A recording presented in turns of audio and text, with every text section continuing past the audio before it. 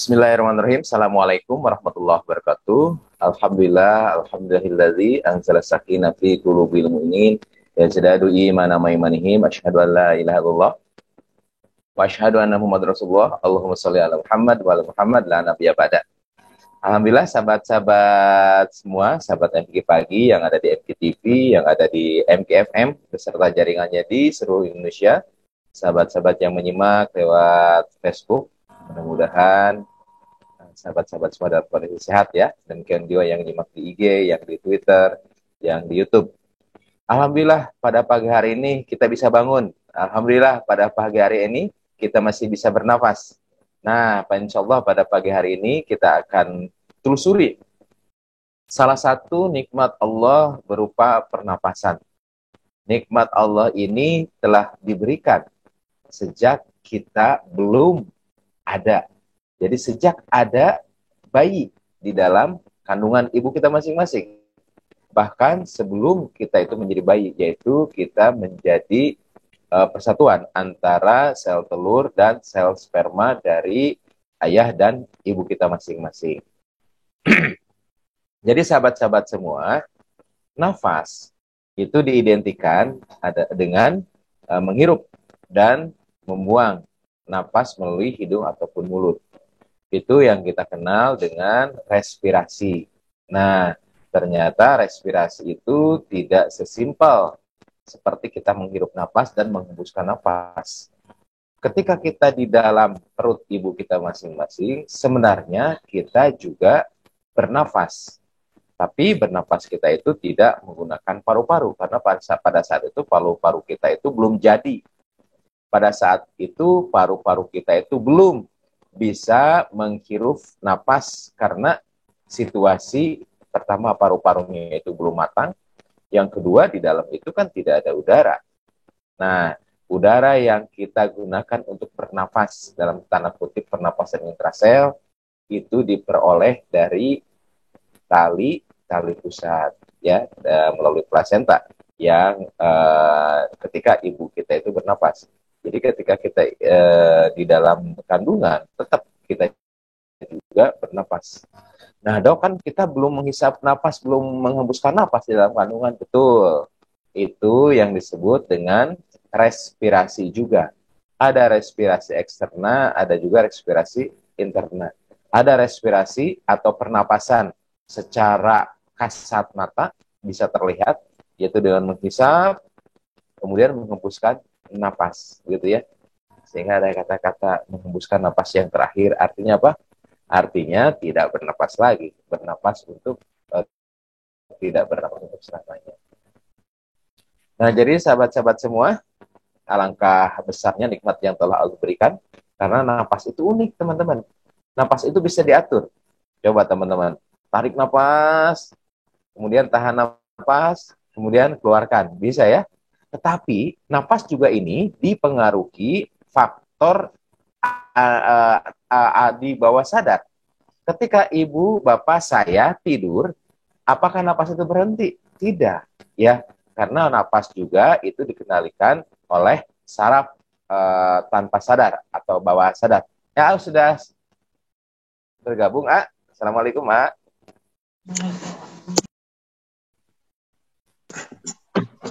Cek sana, silakan, Ya, alhamdulillah. Kalau belum di-unmute susah. Apa kabar, dok? Assalamualaikum. Alhamdulillah. Waalaikumsalam warahmatullahi wabarakatuh. Alhamdulillah baik, alhamdulillah. Ya, silakan kita lanjut tentang membahas nafas. Ya, insyaallah tentang nafas, ya. Baik, ya, mangga. Izin lanjutkan dulu, Lanjut dulu. Baik. Nah, sekarang kita akan telusuri bagaimana bernapas itu dilakukan dan bagaimana bernapas itu bisa menghasilkan energi. Karena hasil akhir dari napas itu ada dua. Yang pertama adalah energi, yang kedua adalah sisa pembuangan, ya. Sahabat-sahabat semua, kalau kita perhatikan organ yang berkontribusi pada bisanya kita bernapas kurang lebih sahabat-sahabat semua. Ini adalah saluran napas dari mulai hidung ataupun mulut. Akan bermuara pada saluran yang sama di daerah namanya itu paring. Jadi masuk lewat hidung ataupun masuk lewat mulut, akhirnya nanti akan bermuara pada saluran yang sama di daerah yang disebut dengan paring. Di paring itu ada nasoparing, ada oroparing. Setelah itu salurnya itu sama, ya. Jadi nanti masuk ke dalam trakea, ke sebelah kanan, ini bercabang menjadi 3 nih, ada 3 bagian. Yang atas, yang tengah, yang bawah, ya, superior, middle, sama inferior. Kemudian yang kiri bercabang menjadi 2. Inilah paru-paru kita. Nah, paru-paru ini bisa mengembang, bisa mengempis, dibantu dengan otot-otot yang ada di tulang dada, ya. Ada di tulang dada ini, ada yang di kosta begitu ya. Kemudian otot yang di tulang dada ini nanti akan kontraksi sehingga rongga dada itu melebar. Ketika rongga dada melebar, maka tekanan di dalam torak ini menjadi negatif sehingga udara yang di luar itu masuk.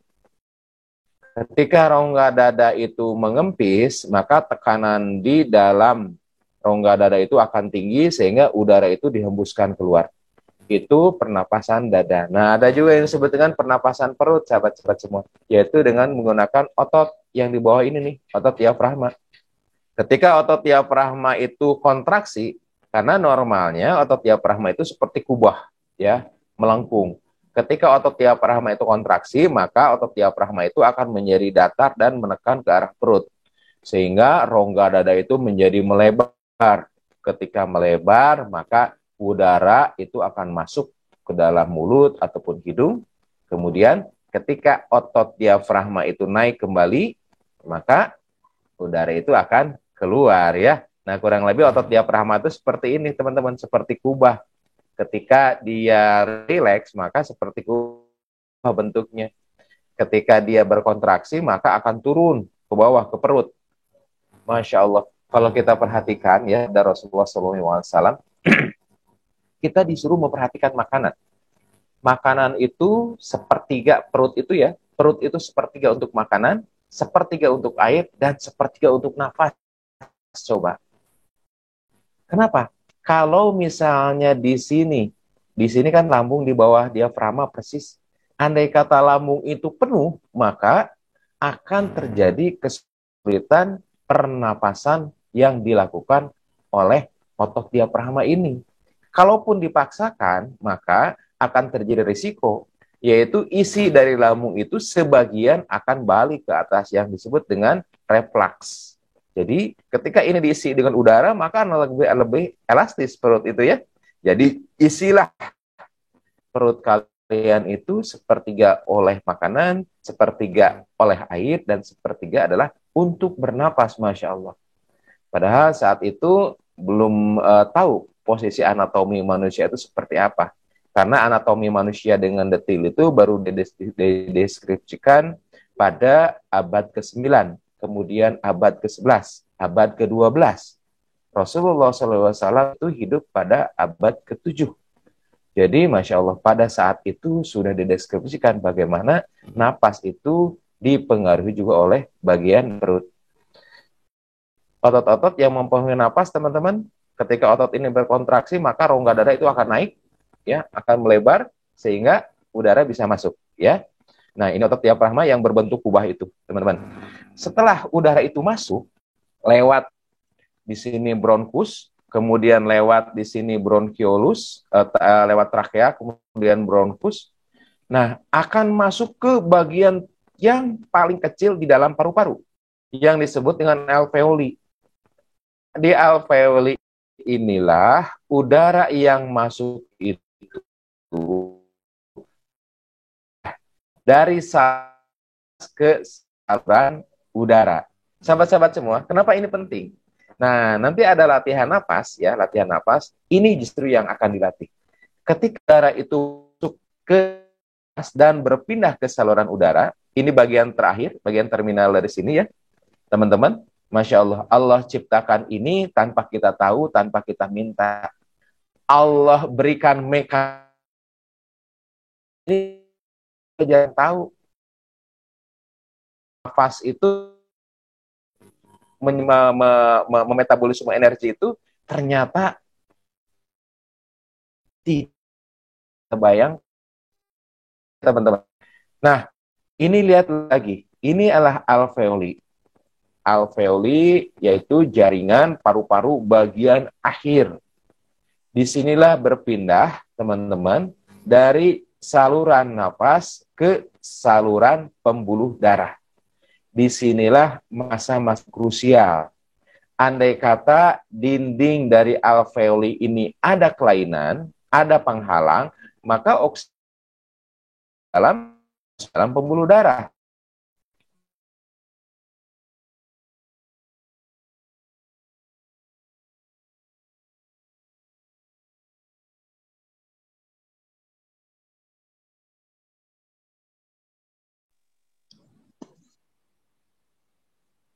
Putus punten mungkin boleh dilanjutkan oleh Putus gimana? Dokter Asep putus. Itu masih ada suara di sana.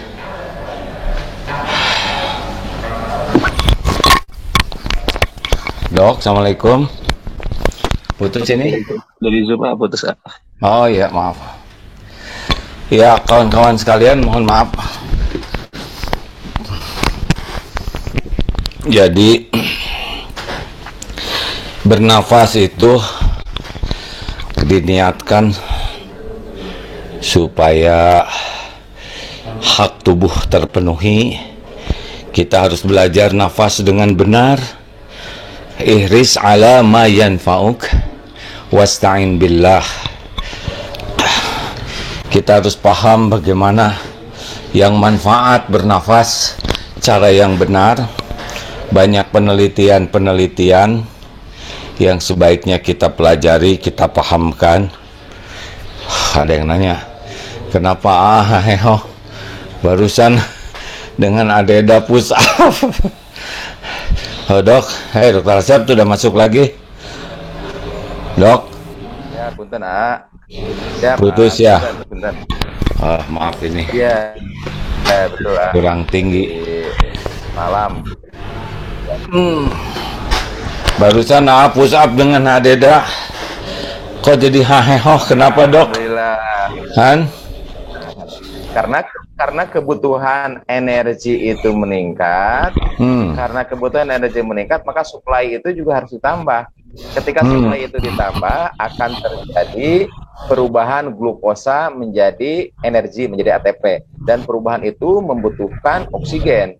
Ketika kebutuhan energi itu lebih banyak, maka supply oksigen itu harus lebih tinggi. Maka bernapas harus lebih cepat. Itu mungkin kita seperti itu. Naik tangga atau stres juga nafas jadi cepat ya. Betul. Ini ada seseorang minta tolong guntingkan rambut, tiba-tiba nafasnya jadi terengah-engah sambil gemeter begini tangannya. Kenapa itu dok? Kalau ketika stres, yang terjadi adalah peningkatan hormon adrenalin. Dan ketika hormon adrenalin itu meningkat, dia mempunyai sifat metabolik. Artinya dia membakar energi, membakar glukosa. Dan ketika glukosa itu dibakar, dibutuhkan kadar oksigen. Nah, ketika kadar oksigen tidak terpenuhi dengan napas yang biasa, maka ada mekanisme di dalam tubuh itu, yaitu di otak bagian belakang disebut dengan pons, ya, akan memberikan isyarat, oh oksigen harus ditambah. Secara otomatis dia akan menginstruksikan kepada dua bagian otot besar, yaitu otot rangka dan otot diafragma, untuk menambah kapasitas penangkapan oksigen. Ketika penangkapan kapasitas oksigennya itu satu kali nangkap sedikit, maka frekuensi napas yang dipersering. Nah, ini berbeda ketika sekali nangkap itu misalnya besar pada olahragawan, maka napas terengah-engah itu tidak akan terjadi seperti pada orang yang tidak terlatih. Maka sekali nangkap itu jumlahnya sangat banyak.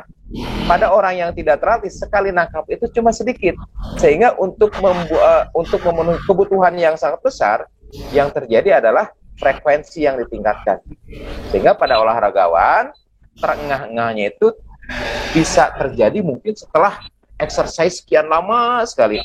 Pada orang yang tidak terlatih, ketika dia lari misalnya 10 meter aja sudah engah-engah.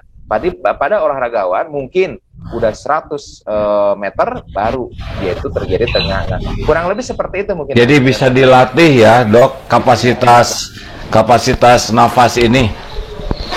Bisa. Nah, jadi ketika kita ingin memperbesar kapasitas napas kita itu artinya tangkapan ketika sekali bernapas, oksigen yang masuk ke dalam sirkulasi itu jumlahnya itu lebih besar. Nah, kalau digambarkan mungkin izin Ya, lanjut Dok. Kalau digambarkan mungkin seperti ini teman-teman. Jadi ketika saluran napas kita itu dimasuki diantaranya oleh oksigen. Oksigen itu kurang lebih 21% ya di udara yang kita hirup ini, akan beralih oksigen ini masuk ke saluran pembuluh darah. Ini teman-teman. Nih. Jadi di dalam saluran napas itu yang paling krusial itu di sini sebetulnya. Bagaimana dari saluran napas itu masuk ke saluran pembuluh darah.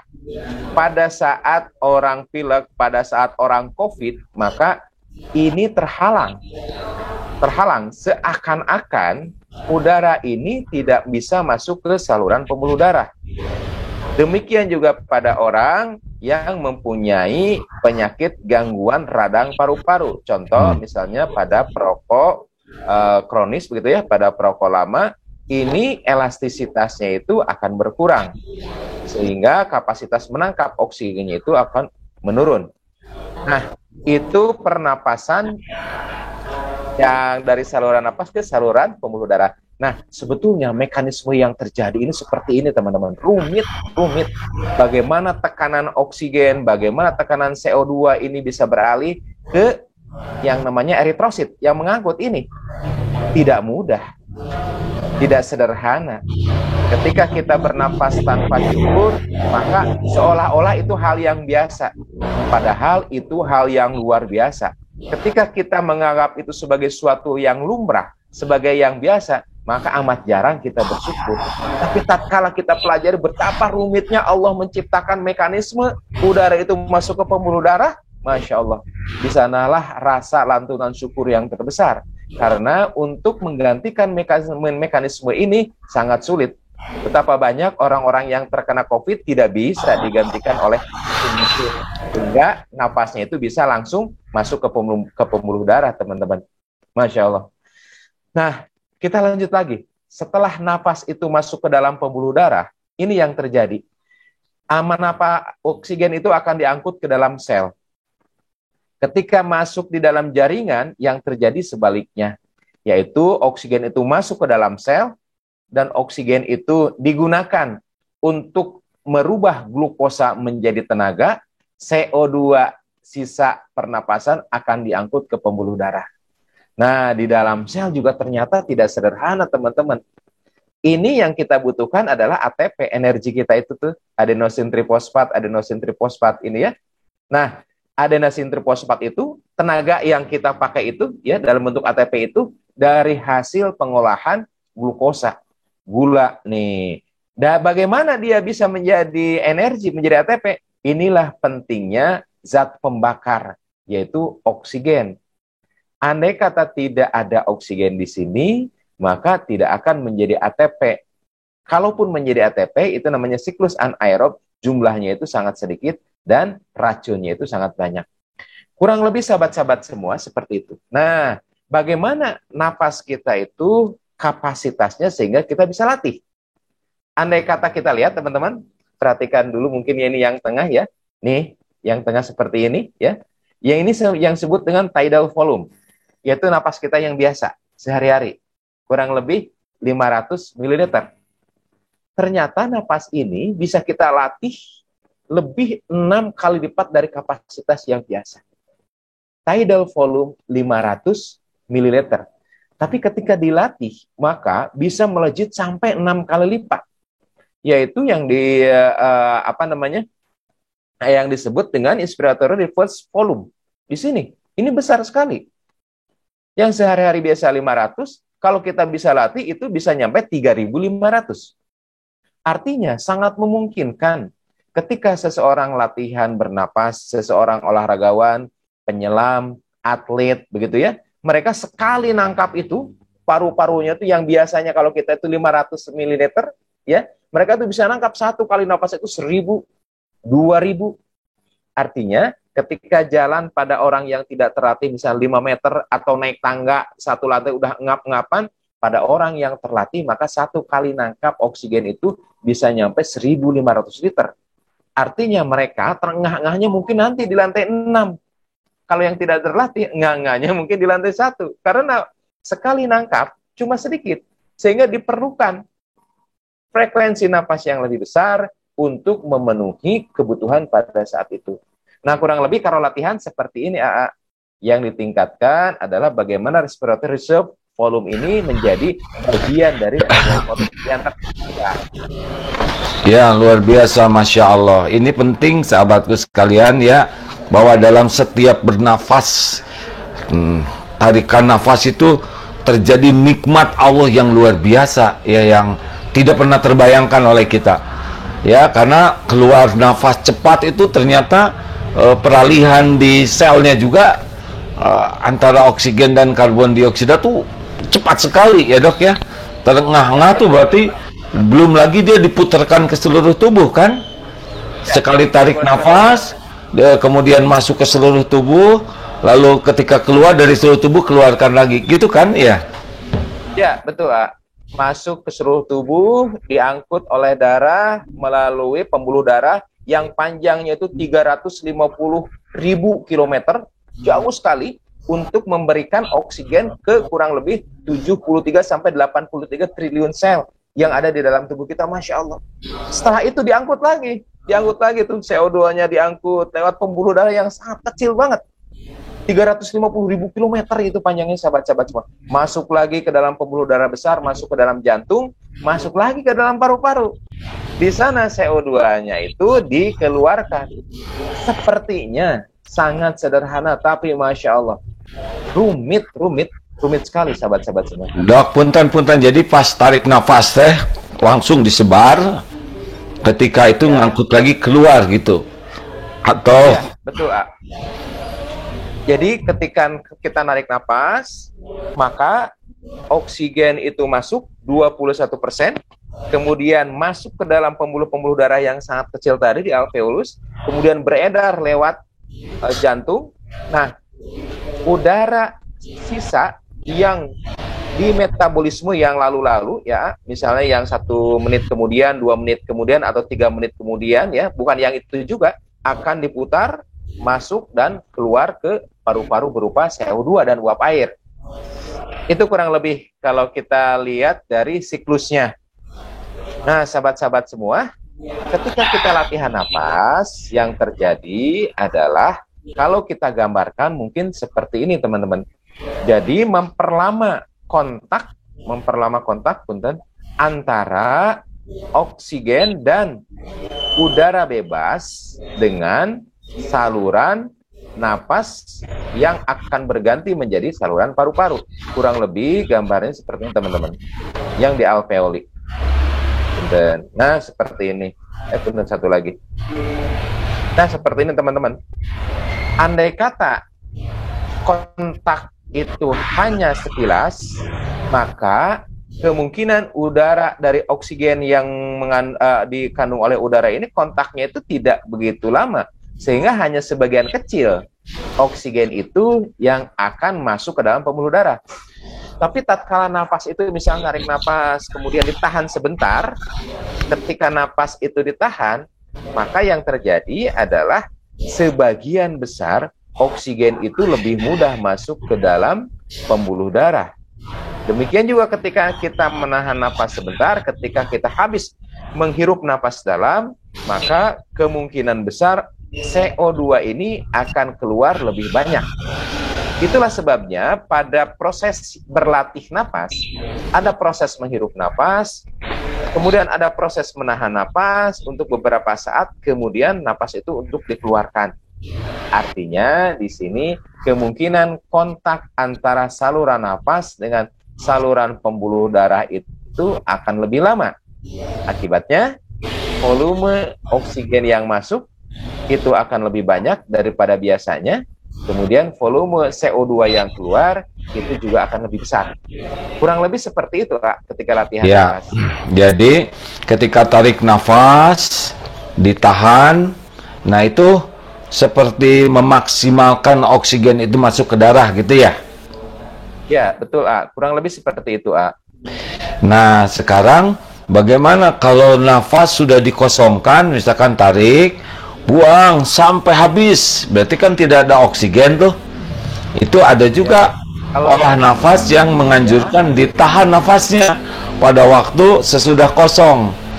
Dan ternyata itu juga memiliki efek besar itu, baca di kajian-kajian ilmiahnya. Ketika tidak ada oksigen, apa yang terjadi pada tubuh kita itu? Baik. Punten, saya share ini sebentar lagi, sedikit lagi ya. Jadi sahabat-sahabat semua, kalau kita lihat dari data ini, paru-paru tidak mungkin sama sekali kosong dari udara. Tidak mungkin. Karena di sini ada yang disebut dengan residual volume. Residual volume itu ada udara di paru-paru, tapi tidak bisa bergerak kemana-mana. Fungsinya adalah untuk mempertahankan agar paru-paru itu tidak lengket. Kasarnya mungkin begitu ya. Agar paru-paru itu tetap ada bentuknya, agar paru-paru itu tetap mengembang. Karena kalau paru-paru itu lengket satu sama lain, paru-paru itu sampai udaranya habis, maka akan sangat kesulitan ketika paru-paru itu akan mengembang kembali. Nah, pertanyaannya, ketika residual volume ini sudah pada batasnya, berarti paru-paru ini sudah tidak bisa diisi lagi. Nah, mungkin itu yang dimaksud, Jadi sampai habis itu, paru-paru itu habis pada expiratory reserve volume, yaitu pada angka 1100 yang ada di sini. Nah, ketika angka ini tercapai, berarti yang dikeluarkan itu kurang lebih ada 4.600 ml. Banyak sekali. Tinggal sisanya sekitar 1.200. Artinya paru-paru ini dalam tanda kutip itu dikosongkan. Apa yang terjadi? Nah, sahabat-sahabat semua, yang terjadi adalah sirkulasi oksigen nih ke daerah jaringan, ke perifer, ataukah ke mata, apakah ke otot, ataukah ke otak, dan lain sebagainya, ini akan mengalami penurunan kadar oksigen ke jaringan. Ketika oksigen itu menurun, maka tubuh kan tetap memerlukan energi. Tetap terjadi pernapasan intrasel seperti ini. Tetapi akan berubah. Ini disebut siklus aerob, yaitu pembentukan energi dengan menggunakan oksigen. Pada satu saat akan terjadi siklus anaerob. Kalau ini kan siklus Krebs, ya, siklus anaerob. Apa yang terjadi ketika siklus anaerob pada tubuh manusia? Pada fase awal, energi yang dihasilkan itu tidak sebesar dari energi yang dihasilkan pada siklus Krebs. Ada mekanisme nanti di mana terjadi penguraian cadangan-cadangan energi dalam bentuk glikogen, misalnya glikolisis. Ada juga pembentukan sisa-sisanya berupa asam pirufat dan lain sebagainya. Artinya ketika tidak ada oksigen, tubuh pun membentuk energi, tetapi dalam cara yang lain. Nah, cara yang lain itu akan berdampak. Dampaknya apa saja? Di antaranya adalah penggunaan cadangan energi, kemudian juga di sana ada hasilnya zat-zat tertentu, di mana zat tertentu itu ada manfaat untuk tubuh dan juga ada yang perlu dibuang dalam jumlah yang banyak. Nah, zat inilah mungkin yang akan membeda antara respiratory siklus aerob dan anaerob. Nah, inilah benefit yang jarang ditemukan pada orang-orang yang tidak berlatih menahan nafas. Jadi ada manfaatnya pada porsi dan kondisi tertentu. Di mana nanti ada yang boleh latihan nafas, ada di mana harus di stop. Nanti ada ciri-cirinya. Makin terlatih orang ya, makin memungkinkan dia itu bisa menahan nafas sampai kurang lebih 2, 3, bahkan sampai 8 menit pada penyelam-penyelam itu ya. Itu diantaranya. Ya, ini penting sekali bagaimana olah nafas itu pakai ilmu. Tidak boleh asal ikut-ikutan. Karena kalau salah ilmunya, salah prakteknya, kita jadi zolim. Benar bahwa pada waktu kita menahan nafas, terjadi sesuatu pada diri kita yang positif. Pasti dalam waktu tertentu, dalam batasan tertentu ya. Tidak boleh kita memaksakan diri sehingga malah terjadi kerusakan pada tubuh kita. Beberapa peneliti yang baca bahwa memang ilmu tentang pengolahan nafas ini masih banyak yang bisa digali. Bagaimana seseorang daya tahan tubuhnya meningkat, glukoma itu ya, yang penyakit mata ternyata bisa menjadi lebih baik, yang minus bisa menjadi lebih baik. Kemudian banyak hal ya, seperti pergantian kulit juga dalam 20 hari kalau nafasnya diatur dengan baik itu ternyata pergantian sel-sel matinya itu menjadi lebih bagus. Maaf dok, tidak berniat mendahului ya, cuman melihat juga bahwa dalam keadaan anaerob itu terjadi proses yang kalau ditelaah banyak hal-hal yang positif, sehingga alangkah baiknya nih bernafas ini kita tingkatkan ilmunya, selain rasa syukur juga bisa nambah sehat. Betul, jadi banyak sekali manfaat-manfaat ketika kita berlatih bernafas. Ini yang saya coba dikumpulkan, ada beberapa, di antaranya meningkatkan ventilasi, yaitu kapasitas keluar masuknya udara. Yang tadinya mungkin yang biasanya 500 menjadi 600, menjadi 800 gitu ya. Kemudian juga mempermudah pembersihan dari saluran nafas. Kemudian juga mencegah bagaimana terjadinya komplikasi pada paru-paru. Di sini juga bisa meningkatkan bagaimana relaksasi dan mengurangi kadar stres. Di sini juga bisa meningkatkan sistem imunitas dan lain sebagainya. Ini penelitiannya banyak sekali teman-teman, tergantung dari riset fokus yang dilakukan. Tetapi pada intinya ada 3 hal dari latihan bernapas di sini. Yang pertama adalah peningkatan kapasitas. Kita sekali bernapas itu nanti akan kapasitas lebih banyak, capacity dari breathing.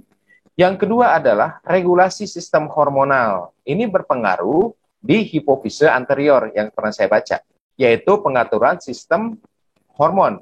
Di sana itu ada hormon pertumbuhan. Jadi ketika rajin latihan bernapas, kemungkinan hormon pertumbuhannya lebih bagus. Kemudian hormon yang terkait dengan kesuburan, ya, di sana juga pada perempuan ada FSH. Kemudian hormon beta endorfin, kemudian juga ada hormon yang terkait dengan pengendalian hormon tiroid. Jadi ada emosinya diatur, kemudian kesuburannya juga, kemudian relaksasinya juga, kemudian kebahagiaan juga. Pendek kata mungkin itu dari sistem hormon. Yang ketiga adalah dari sistem saraf. Sistem saraf itu responsibilitasnya itu jauh lebih baik. Karena nafas itu tidak hanya berkaitan dengan otot yang ada di paru-paru, yang ada di rongga dada, tetapi juga ternyata dengan otot-otot yang ada di dalam tubuh. Ketika ada signaling bahwa kadar laktat di dalam otot itu meningkat, maka akan terjadi signaling ke otak bagian belakang, yaitu di pons ya, dan medula yang di belakang, untuk memberikan isyarat untuk meningkatkan kapasitas oksigen. Itu semua tanpa kita sadar, automatically. Jadi otomatis Allah telah menciptakan sistem seperti itu. Nah, sahabat-sahabat semua, ada yang perlu diperhatikan ketika seseorang berlatih untuk meningkatkan kapasitas paru-parunya itu. Ada juga mereka yang tidak boleh, ya. Di antaranya mungkin seperti ini. Kalau kata A tadi, memang dengan ada ilmunya itu kita bisa tahu ya mana yang boleh dilakukan, mana yang tidak juga, dan kapan itu harus berhenti supaya kita bisa mawas diri, begitu ya. Kurang lebih seperti ini. Latihan napas tidak diperbolehkan ya pada mereka-mereka yang sedang demam. Demam tinggi. Memang beberapa penelitian saya melihat dengan demam yang tinggi justru akan menambah kapasitas oksigen. Sehingga ini bisa memperbaiki demamnya. Ya. Tetapi ini pada latihan-latihan memang mereka yang sudah terlatih. Jadi bukan pada latihan awal. Yang kedua adalah pada mereka yang mempunyai gangguan dari saluran napas pada saat itu. Ya. Sehingga napasnya itu pendek. Kemudian mereka yang mempunyai gangguan dari dada, misalnya gangguan dari jantung untuk saat itu, ya. Artinya sahabat-sahabat semua, nanti bisa nggak untuk penyakit jantung dilatih napas? Bisa, tapi nanti pada porsi tertentu, pada advis tertentu yang ditentukan oleh dokter. Di antaranya seperti itu. Nah, kapan latihan itu di stop? Jika pada saat latihan merasakan adanya nyeri kepala. Artinya ketika nyeri kepala itu muncul, itu suatu isyarat bahwa di dalam paru-parunya itu kapasitas oksigennya itu diberikan signaling oleh otak. Ini kurang nih sebetulnya. Kemudian otak ketika tidak dikirim juga, maka akan mengeluarkan mediator-mediator yang disebut dengan prostaglandin. Prostaglandin memberikan sensasi di antaranya nyeri. Itu sudah terjadi sesuatu, ya.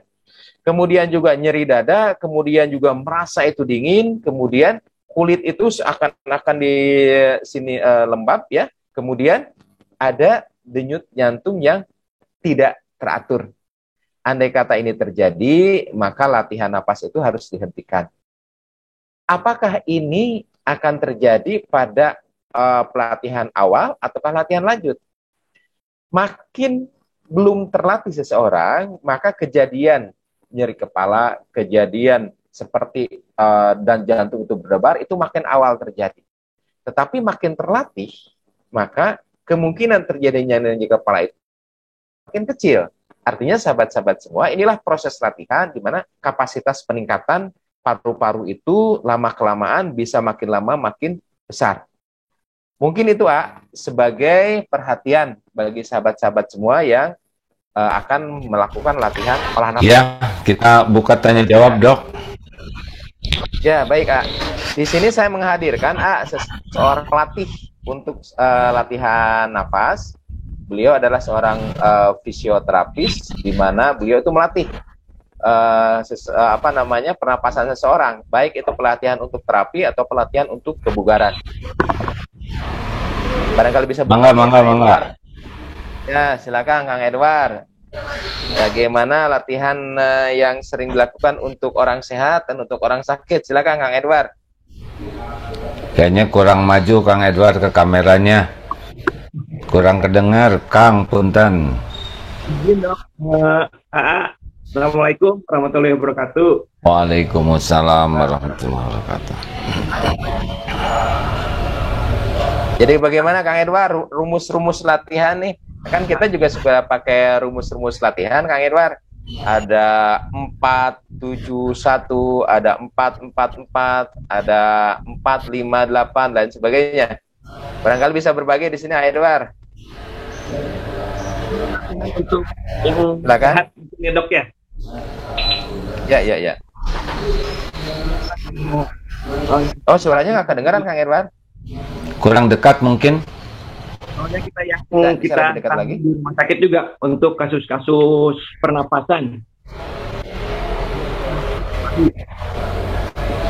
Baik. Kurang bisa tersimak Kang Edward. Suaranya belum muncul nih. Ya. Nah, gini aja Kang Edward. Ada rumus-rumus yang mungkin yang mudah nih bagi teman-teman yang akan bernapas pada tahap awal. Bukan bernapas, berlatih berarti napas pada tahap awal. Kira-kira betul nggak misalnya yang pakai rumus 4-4-4 atau pada pakai rumus 4-7-8 atau seperti apa Kang Edward? Kan sering tuh beredar ya. Untuk pemula kita menggunakan latihan kursi breathing, Dok. Gimana? Oh, audio aja atau kalau gitu mah biar kedengaran. Ya, gimana Kang Edward?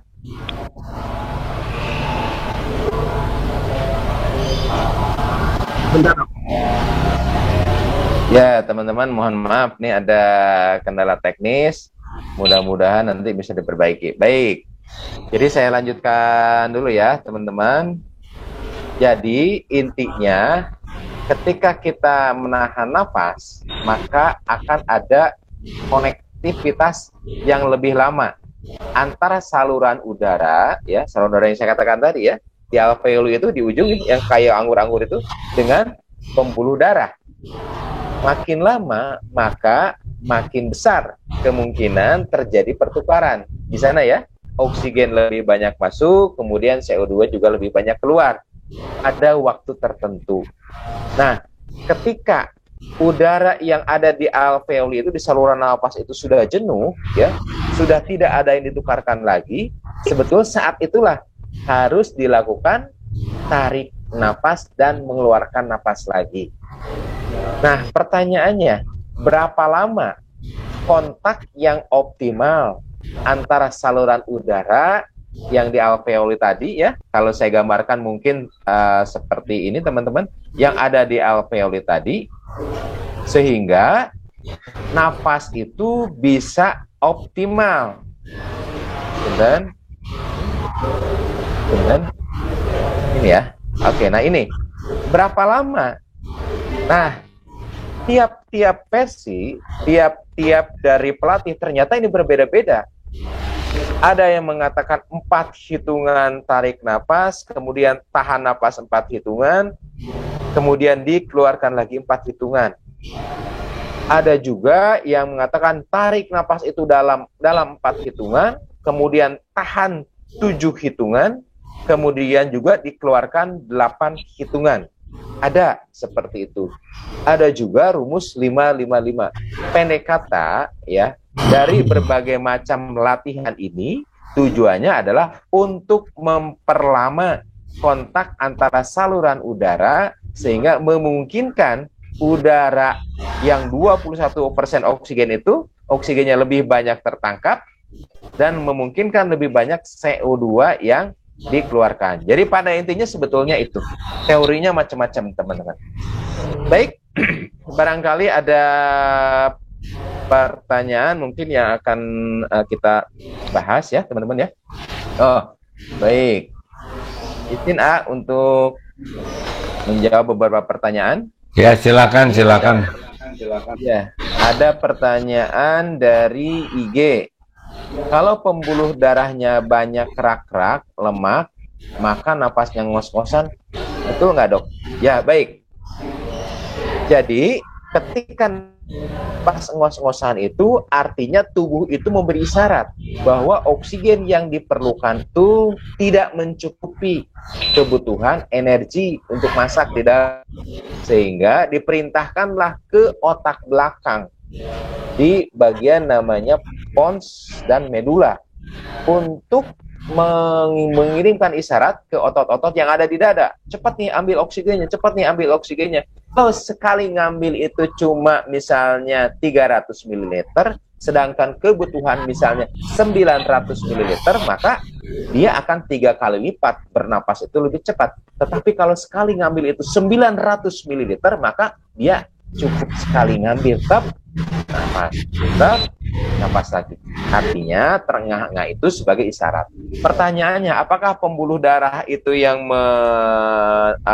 ada timbunan-timbunan itu mempersulit? Ya, tapi mungkin ini tidak akan secara langsung berpengaruh terhadap nafas yang terengah-engah. Dok, obat herbal apa aja untuk penyempitan pembuluh darah plus aman buat lambung? Oh, ini dari guru saya pertanyaannya. Obat herbal yang paling bagus untuk penyempitan pembuluh darah itu ada 3 serangkai, boleh saya katakan itu ya. Yang pertama dari habat kapsul oil. Itu nyata.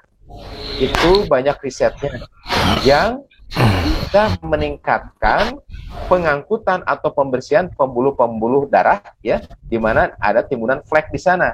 Tetapi ketika flek itu belum terbentuk kalsifikasi. Kalsifikasi artinya terbentuk seperti batu.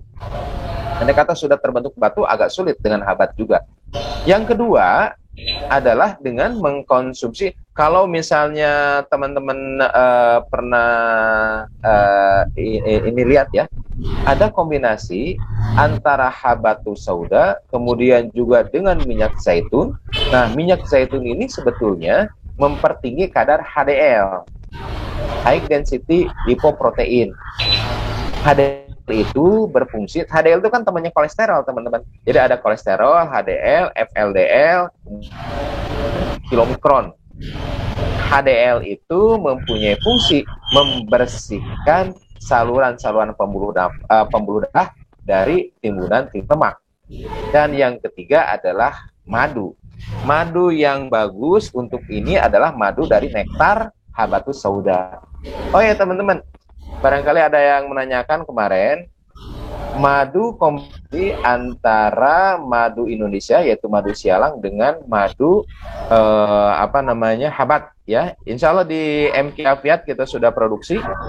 Bagi teman-teman yang kemarin memerlukan, maka silakan untuk kontak di MQ Afiat. Jadi itu yang ketiga, ada habat, kemudian juga ada olive oil ya, dan yang ketiga adalah madu.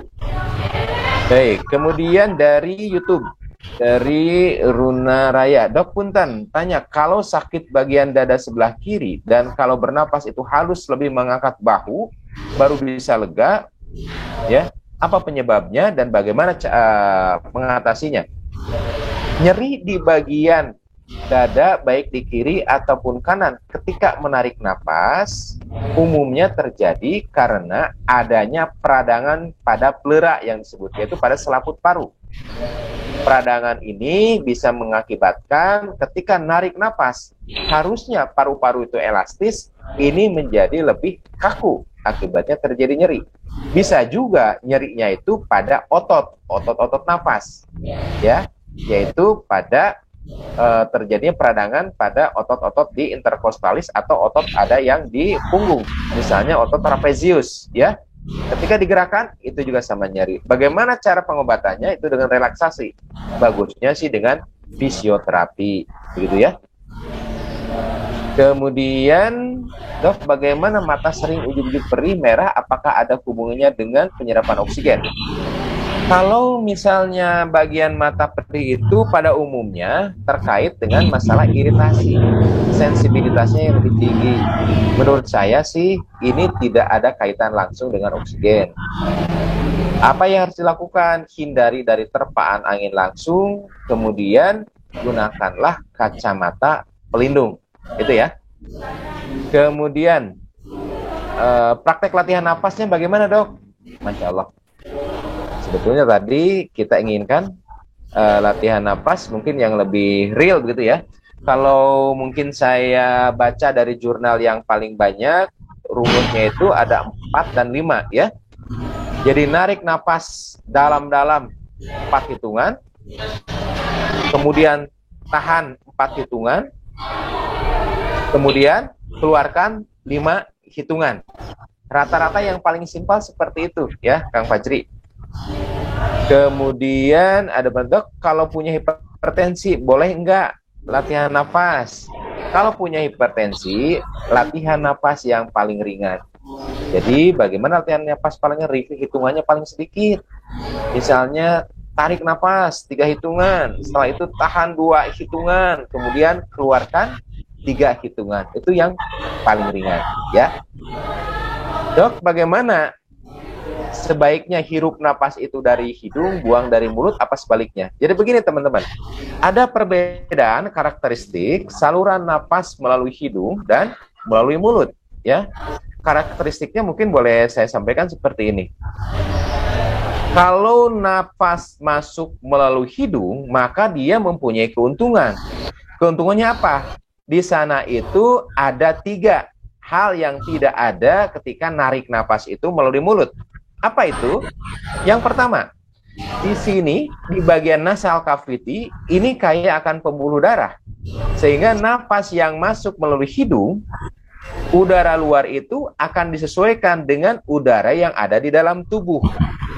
Ya, kalau dingin dihangatkan, kalau hangat akan disesuaikan. Ketika udara napas itu masuk ke dalam saluran paru-paru, maka tidak akan terlalu banyak iritasi. Karena di sini suhunya sudah disesuaikan. Jadi dianjurkan kalau dari hal ini, narik napas itu melalui hidung. Yang kedua, napas melalui hidung, di sini juga kan ada bulu-bulu hidung, sehingga partikel-partikel yang membahayakan ini akan lebih mudah untuk tersaring.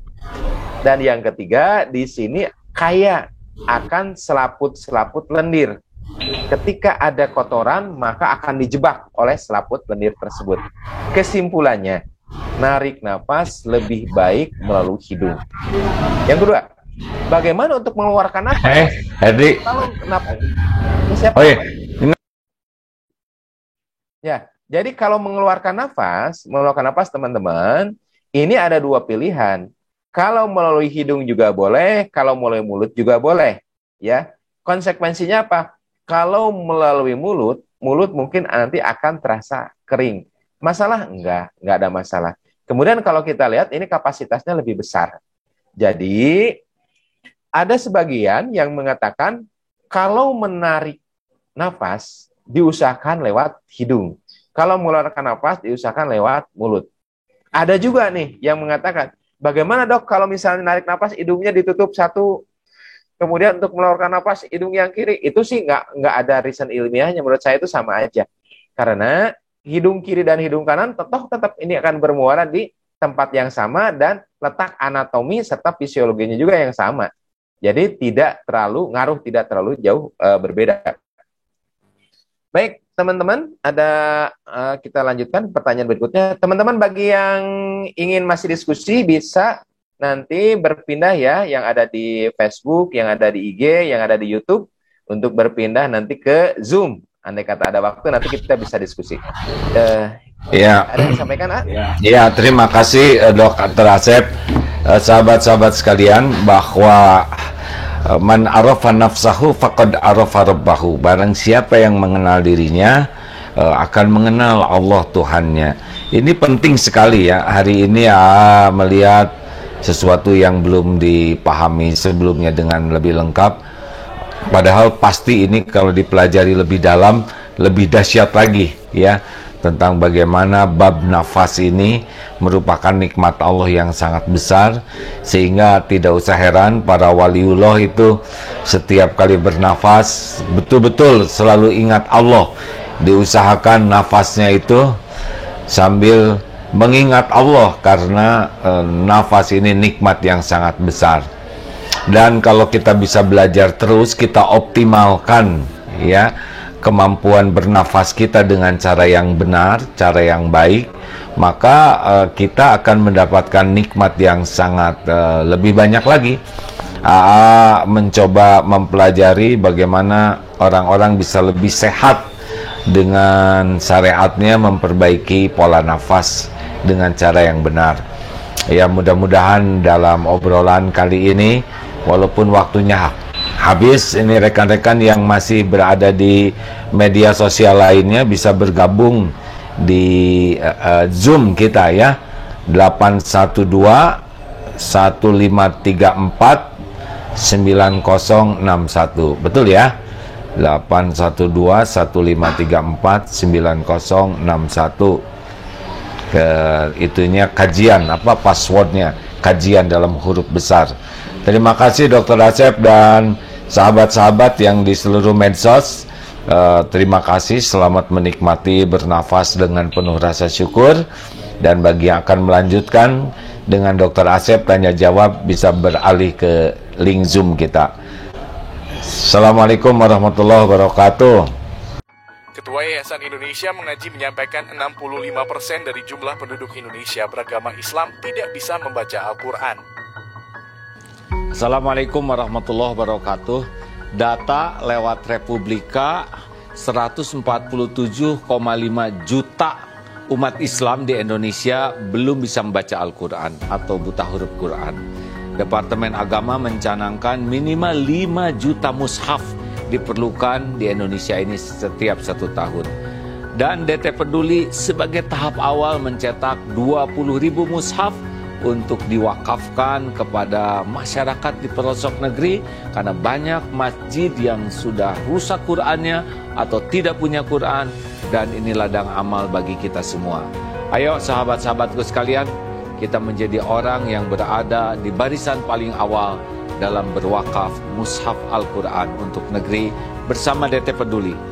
Assalamualaikum warahmatullahi wabarakatuh. Berwakaf Al-Quran ke pelosok negeri plus pelatihan membaca Al-Quran. Wakaf Al-Quran plus raih pahala mengalir abadi.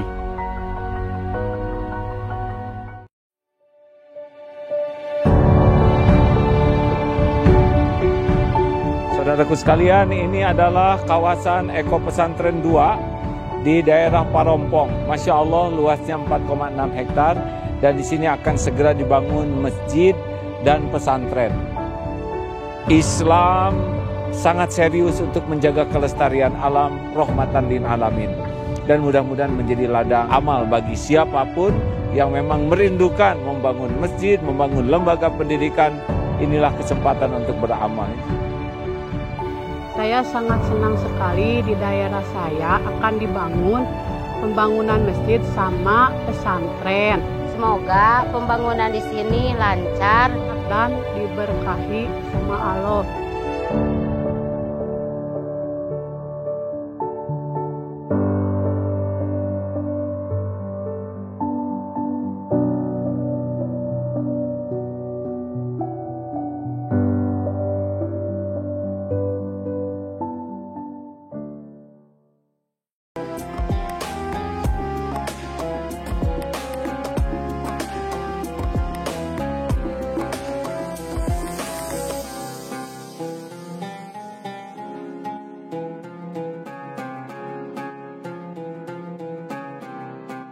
Jangan lupa, saya bilang sekalian, terus berlangganan di Darut Tauhid Official.